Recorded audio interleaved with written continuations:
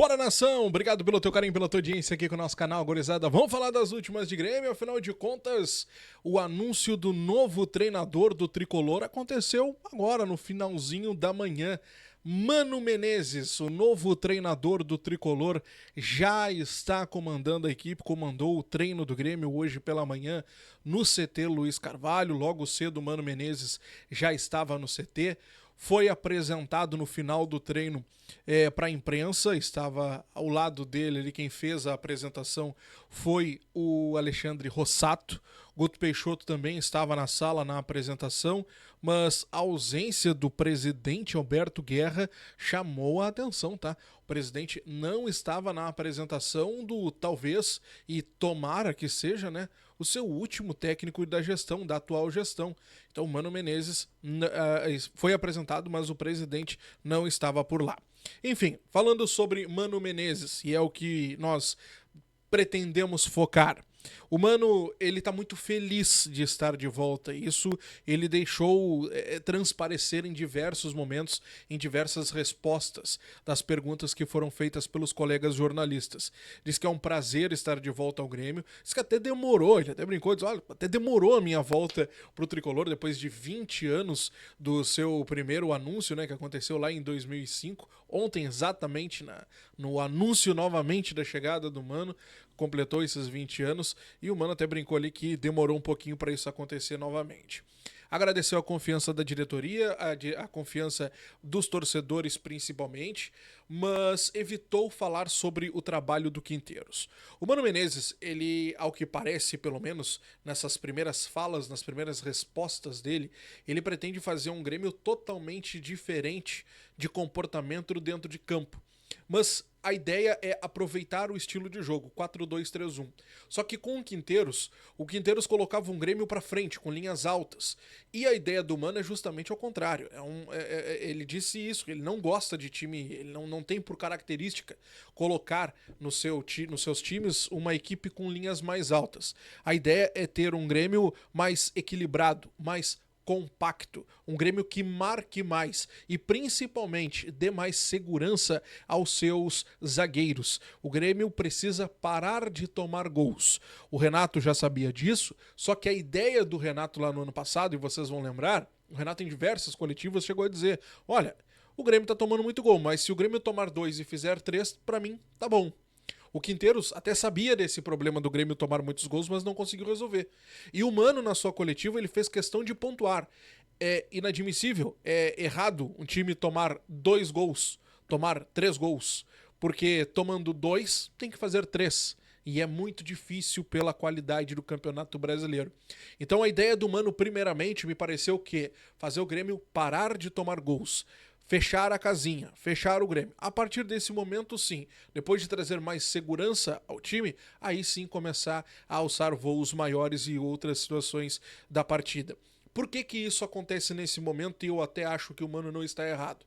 Porque nesse primeiro momento, se vocês pararem para analisar o nosso calendário, nós teremos jogos muito importantes e jogos que vão ser muito difíceis. Nós temos o Godoy Cruz lá na Argentina na próxima quinta-feira, uma partida válida diretamente pelo nosso grupo. O Godoy Cruz é o líder, né? E a gente precisa vencer porque somente o primeiro passa de cada grupo. Depois, no final de semana, tem o Vitória lá no Barradão, e a ideia é que tenhamos uma equipe reserva por conta do desgaste dos nossos atletas. E no meio da semana que vem, tem o jogo da Copa do Brasil, o primeiro jogo lá contra o CSA. E depois, se eu não me engano, é o Santos. Deixa eu pegar aqui, eu tenho o calendário aqui, vou botar aqui na tela pra gente. Olha só. E depois é o Santos, aqui não aparece, já é o mês de maio, né? Mas enfim, ali vocês estão vendo o Godoy Cruz, o Vitória e o CSA, e depois no mês de maio já é o Santos.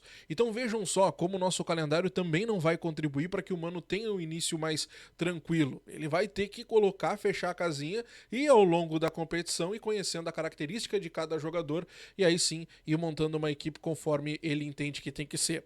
Outro ponto que me chamou muita atenção na entrevista do Mano Menezes é que ele conhece o time, tá? Ele conhece detalhes de cada jogador e ele disse isso, que não vai se impor, ele não vai colocar a sua metodologia de jogo querendo que os jogadores se adequem a essa metodologia. Não, ele vai entender como cada atleta joga, entender a melhor forma para poder colocar esse time e aí sim montar o seu melhor jogo. nesse primeiro momento, me pareceu que o Grêmio vai fechar a casinha na característica Mano Menezes, mas depois, aí sim, o Grêmio vai começar a se moldar até para tentar uma forma melhor de jogo, não somente tão fechado, daqui a pouco alguma forma de sair melhor e tudo mais. Não vai ser um jogo bonito, vistoso, propositivo. O Mano não prometeu isso, até porque não é da sua característica, mas ele prometeu um Grêmio que, com o time que tem, com o elenco que tem e muito potencial de acordo com o Mano, que vai brigar ali em cima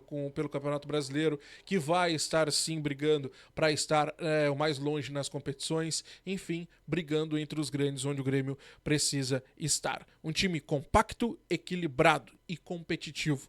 Esta é a ideia de Mano Menezes neste primeiro momento para o Tricolor. Ele assinou um contrato até o final desta temporada com o Grêmio e há uma cláusula de que, caso ele leve o Grêmio diretamente para a Libertadores do ano que vem, esse contrato é renovado automaticamente por mais uma temporada. O Mano consigo ele traz os seus auxiliares técnicos, o Sidney Lobo e o Thiago Kozlovski, além do preparador físico Flávio de Oliveira, beleza? Então o Mano Menezes deu o seu primeiro treinamento hoje pela manhã, como vocês viram nas imagens ali no início. Tem alguns jogadores, tá? Que eu já quero trazer para vocês, deixa eu puxar para cá. Tem alguns jogadores que o Mano, ao longo dos seus últimos anos aí de trajetória, ele pediu em alguns clubes e acabou não tendo. Eu tenho dois jogadores que ele pediu no caso. Um deles é o Cuejar. O Cuejar, quando ele estava por vir aqui pro Grêmio, ele também teve proposta do Fluminense. Ele acabou optando por vir para cá. Então o Cuejar foi um pedido do Mano lá no Fluminense. Então talvez aqui o Cuejar vá ganhar mais espaço. Claro, o Cuejar também tem que se esforçar, jogar mais, ganhar o seu espaço, né, galgar o seu espaço. Mas é um jogador que o Mano já havia pedido no Fluminense. Outro atleta que o Mano pediu, só que dessa vez no Corinthians, foi o Marlon. O Marlon, né, jogou pra caramba no Grenal e tudo mais, por si só essa atuação dele já o colocaria na competitividade com o Lucas Esteves, mas o Marlon é outro jogador que o Mano chegou a pedir há um tempo atrás, aí lá na época do Corinthians, mas acabou não tendo. E claro, o outro atleta que pro Mano pode ser muito utilizável nessa nova jornada aqui no Grêmio é o Edenilson. O Edenilson, na época que ele estava no rival, o Edenilson era o coringa do Mano. O Edenilson jogava em diversas posições e o Mano tinha muita confiança no Edenilson. Então o Edenilson é outro jogador que com o Mano Menezes possivelmente também ganhará muito espaço. Beleza? Bom, quero avançar com vocês, gurizada, para nós falarmos sobre outra situação importante, que é sobre Felipão. Pois é, o pessoal de GZH, o repórter Marcos Souza, nas últimas horas, trouxe a informação de que o Grêmio avançou com o Felipão e de que agora a história está nas mãos do empresário do Felipão e também do Luiz Wagner Vivian. Sobre a possibilidade de trabalhar com o Felipão, Mano Menezes comentou, foi perguntado e claro que ele respondeu. O que acrescentar aos clubes em termos de conhecimento, de futebol, de experiência, de maneira de conduzir, porque foram vencedores, grandes vencedores do futebol brasileiro, e o Felipão está entre eles e está, talvez até possa ser colocado como um dos principais. Eu não tenho problema para trabalhar com ninguém, sempre me adequei nos lugares que cheguei, né? E o Grêmio vai decidir aquilo que ele quer fazer e que é melhor para o Grêmio. Tá, então a fala do Mano, a ideia da direção é ter o Felipão até o final desta semana, tá, gente? A direção não vê como um problema, no caso dessa negociação contratual, tendo em vista que já superou a situação do que o Felipão gostaria de ter aqui no Grêmio, de como seria a sua liberdade, como seria esse trato com os jogadores. São detalhes que nós vamos descobrindo ao longo da jornada, mas Felipão muito próximo de estar acertado com o Grêmio, então na informação do Marcos Souza, lá de GZH, tá? Para nós encerrarmos, meus amigos, vocês lembram de Felipe Carbajo? Pois é, o jogador foi emprestado ao New York Red Bulls na metade da temporada passada e na época eles estavam convictos de que contratariam o jogador de forma oficial, no caso contrataria ele agora no final deste empréstimo. Só que a situação deu uma mudada, tá? A situação deu uma mudada. Eu acho que eles estavam iludidos com o Carbajo. O Carbajo não foi o pirulito lá na MLS.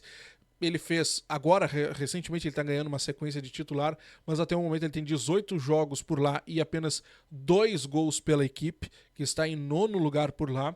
E o contrato dele tem uma cláusula estipulada em 4,5 milhões de dólares. O valor que eles acham, neste momento, muito alto para pagar pelo uruguaio. Então, neste momento, nós temos 2 caminhos.